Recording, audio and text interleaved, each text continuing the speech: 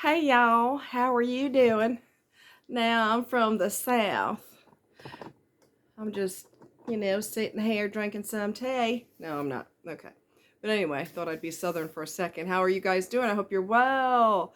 This is Bobby. This unit is Bobby Boss, Gabby, Gabby. And she's got an ice blue on top that does a gorgeous ombre into the darker blue. She's pretty long. I'm tall. I am 5'10", as you guys know, so I'm pretty tall. And this goes down to my boobies. So here's the back. Let's see how that, I don't know. Got that blue, ice blue that fades into a darker blue. Did you get to see that? I don't know if I was in frame or not. Okay, so yeah, so what I did was I texturized it with the texturizing shears, and I used a little bit of steam on it to calm the flyaways. Like I said, with every new unit that you haven't worn yet or whatever, you're going to have, so you got to calm that down. I do that with the steamer. And what else did I do? I used a wax stick, and I went across here, and I even went down these strands to tame them. I know people only go here. Well, I sometimes go down further because, the flyaways are a lot of times here. So I did a little bit down here, and then I used steam on top of that. The parting space looks really good, but the star of the show is the hair, not the parting space. Remember that, okay? So I want to tell you this. This is the most important video that you will ever hear on narcissism. One of the most important videos you will ever hear pertaining to narcissism. And Lee Hammock is the one who mentioned this on his video, and I will be sure to put the link of that video in the description. His video pertains to when you see the signs in the beginning, you need to get the hell up out of there. In the beginning, before, you get carried away and start having kids with this fool, and you don't even know who this person is, and y'all totally forget about birth control. Now you're locked into the devil because you have a kid with the devil. So,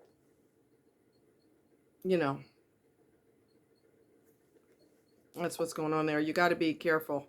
Before I go any further, this is the stock card, by the way. And the name of the color is TT Aqua Blue. TT Aqua Blue, and it's called the Pro Color Series. And these are the colors that come with that series as well. Those different shades.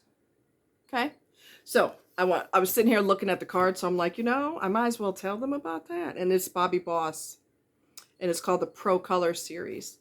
All right, so let's get into some serious business right now. When you start to see signs that this person is out there, that is when you have to fire them. That's when you have to get rid of them, eliminate them, get rid of them. You're out of here. No excuses, no amount of flowers. I miss you. I love you. I care about you. No one does make me feel the way you make me feel. Blah, blah, blah, blah, blah, blah. Ain't nobody trying to hear all that. Once you see who the person is, that is who they are.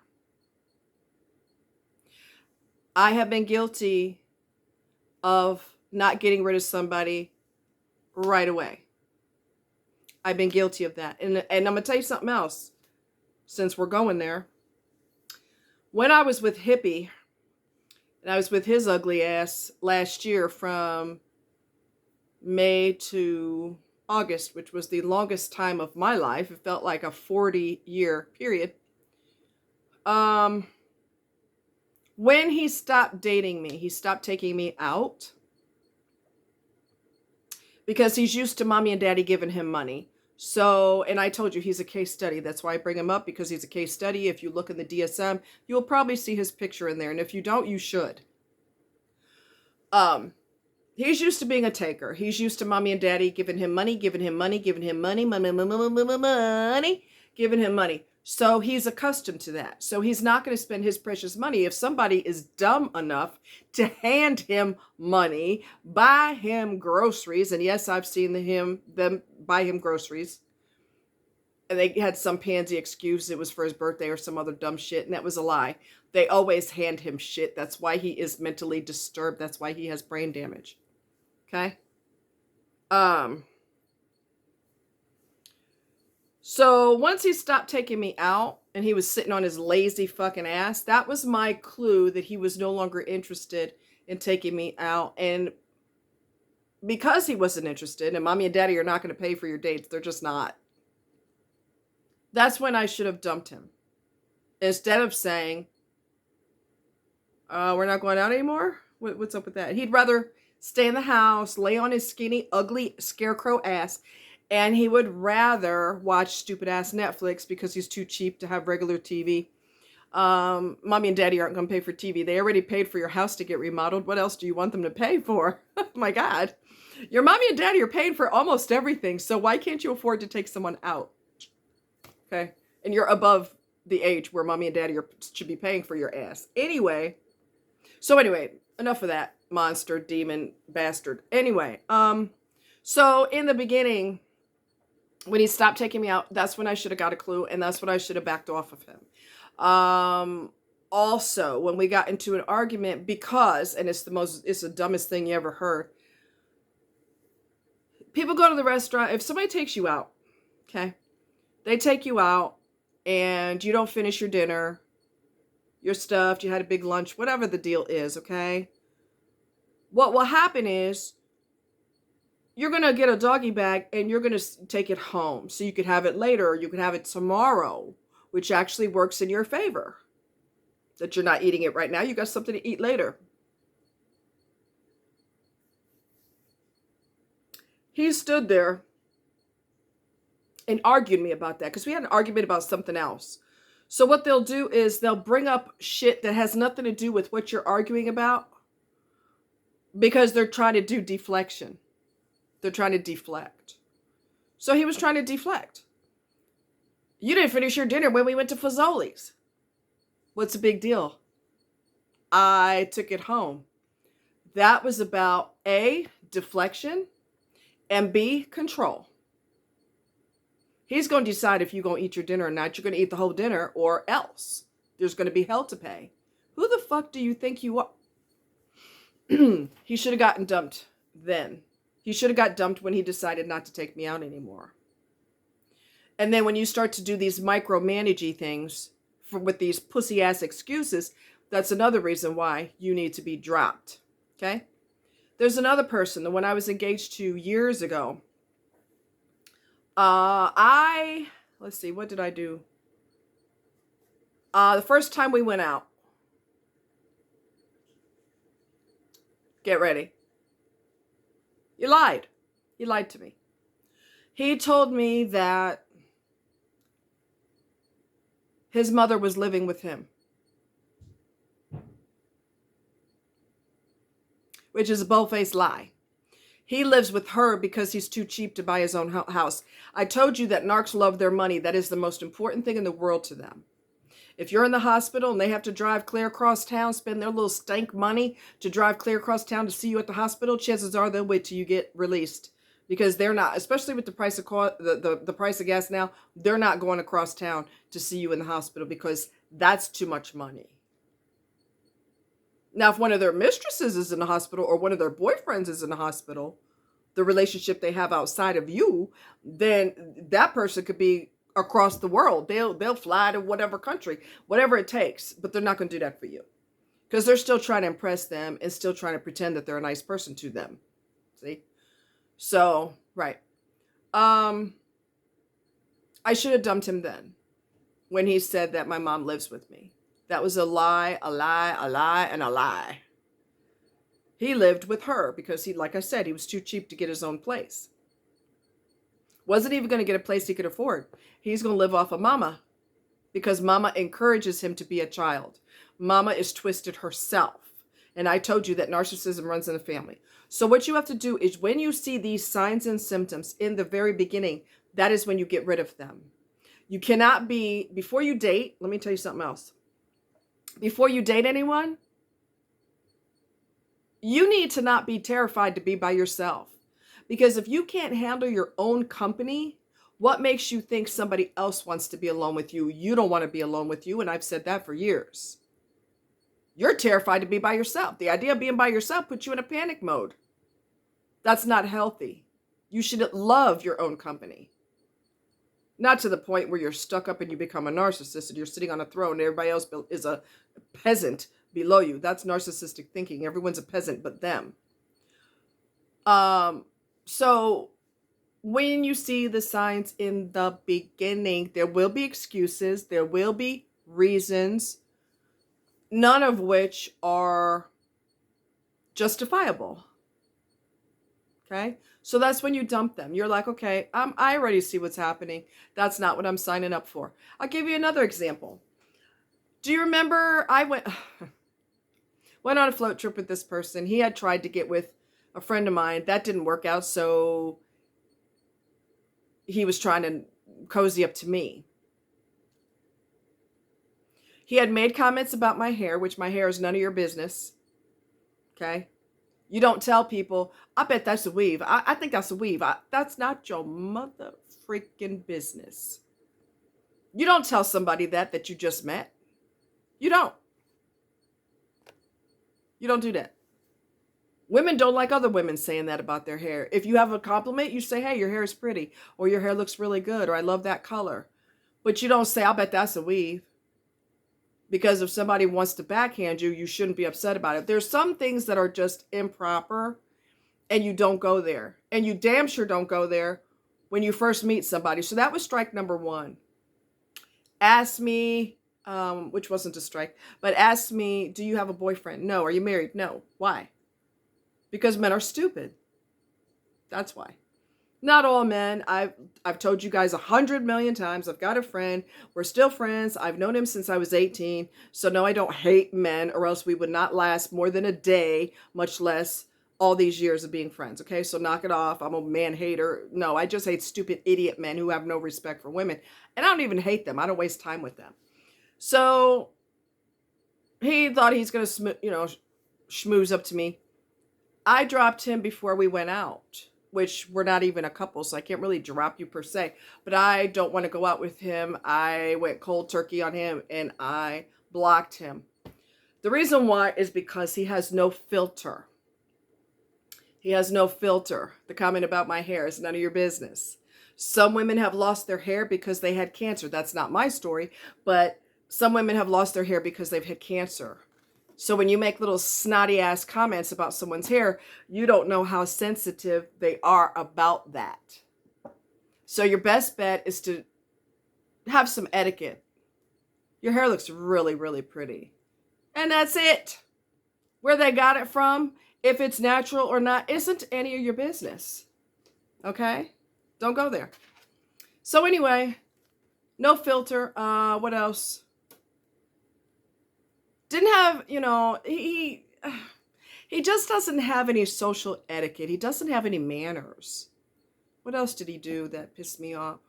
Oh, he's anti-God. I don't give a shit what he says or what his whole family says. I don't give a shit what anybody says. He's anti-God because he was born and raised Catholic.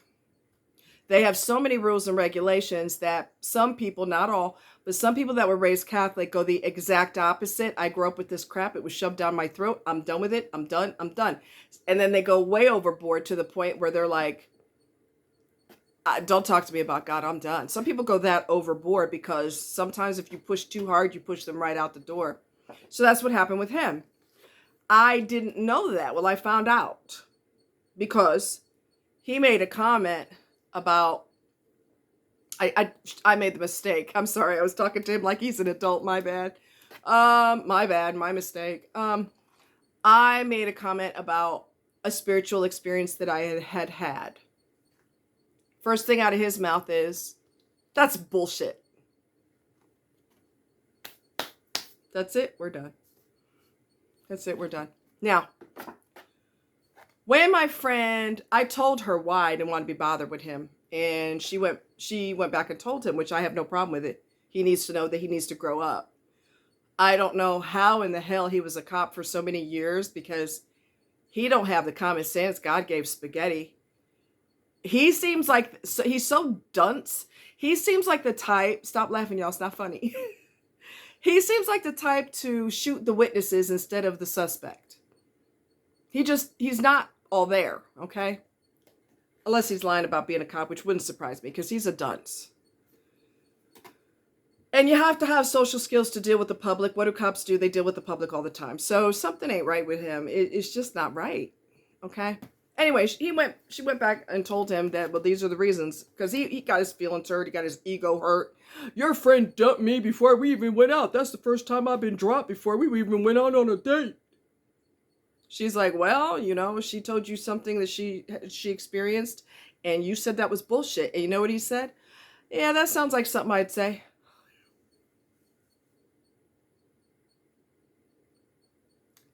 Exactly. This is why I don't want to go out with you. This is why I'm avoiding headaches now. I am not going to sign up for the crap that you're dishing out already. I will not put up with that 5 minutes more than I have to. So you avoid, do you see what I'm saying? These are examples of you getting rid of this person before they have a chance to ruin your life and to shut you down mentally, physically, emotionally, spiritually, psychologically, financially. Before they can destroy you, you get rid of their asses. There are a couple of people that I got rid of that, one of them, let's see. Oh, yeah. He's the one that told me, I had met him online, we talked on the phone, and he said, he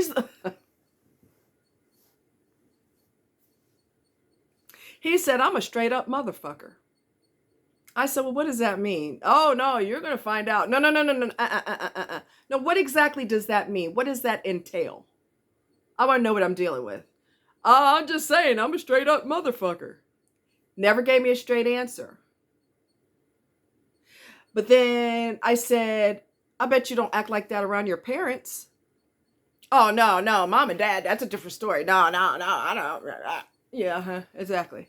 Because they would knock the shit out of him and he'd wake up next week. So yeah, the crap that you tell women, you're not going to try that with your old school parents. And they are family of color. White people, not all. But some white people let their kids talk to them any kind of way, drop the F-bomb, tell them off, give me the effing keys to the car. Now, Johnny, don't talk to your mommy like that. Don't, that's not nice. Anybody who is Black, Puerto Rican, Jamaican, African from Africa, you know, whatever, any family of color, Puerto Rican, whatever, Dominican, you ain't gonna come out your face talking like that. You might try that with white folks, not all, but you could try that over there. But in a family that has some color to their skin, no. You will get knocked out. You would get knocked out so hard, you'll probably wake up next year. So the crap that he spews to women, the verbal vomit that he dishes out to women, he ain't stupid. He ain't gonna try that with his parents. Now, has he played them? I'm sure.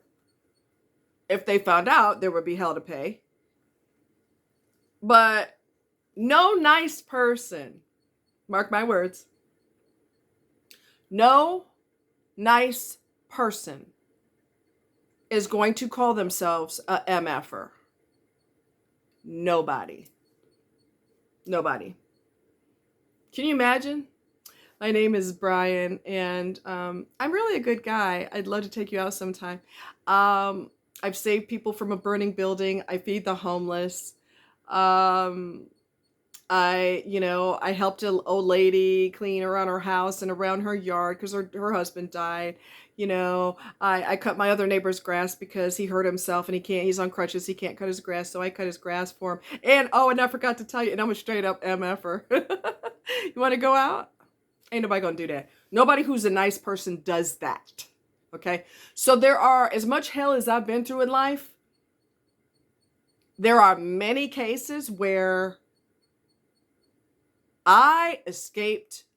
I missed the bullet. Because if I had pursued it, here comes another hell, another hellacious so-called relationship. A manipulationship is what I would have dealt with. And if somebody they ain't got no manners in the beginning, do you think it gets better? It doesn't. They're telling you straight up, I got no couth. I was raised in a barn. This is my sister and my wife. Okay. They're not all there. So when you see that in the beginning, or something makes you go, huh, okay, you stay with that thought and you ask yourself why you're not able to warm up to this person. Ask yourself, why does your stomach feel in knots when you're around them? Why do you have headaches when you're around them? Why something with you, something in your world feels completely off when you're around this person? That is your internal alarm system telling you, get out. Get out. Whether it's a man or woman, it don't matter. Get out. There's a couple other times I missed the bullet too. Like I said, dude that lied. I eventually got rid of him. I saw his rage pop out that one time. That was one time too much for me. Okay. One time too much for me. Another thing that they do is passive aggressive. And we talked about this before. They'll deliberately ignore their phone. You're on punishment. How you gonna treat an adult? No, whoa. How you gonna treat a grown person like they're being grounded? Bitch, I'm not your kid. They will not answer their phone. They will avoid you. They won't respond to your calls or your texts. And don't you dare, look at my face, don't you dare continue to reach out to them. Everybody's got their face in their phone. Everybody. Okay? Unless they're at work, and that's forbidden at work. But on their lunch break, their face is in their phone. Okay? When they're on their way to work or home, face is in the phone. And and it better not be while you're driving, because you know I don't play that, y'all. I don't play that. Y'all better be safe, okay? I missed a bullet a couple times, and I have to give myself props for that, because anything that makes you pause for a second, you better pay attention to that, because you're going to avoid a lot of problems when you back away from that situation and stop being afraid to be alone. You are the boss of your life. You are the boss, the CEO, the CFO, the everything, vice president and presidents of your life. And what is the responsibility of the higher ups? To fire. Hire and fire. If somebody acts a fool, you're out. And I don't owe you an explanation. You are, in my case, these people are like, what, 50-something years old, and you still don't know how to act? We're done. But we haven't even got started yet. That's my point. And I'm already tired of you. So, I'm just saying. Get rid of them.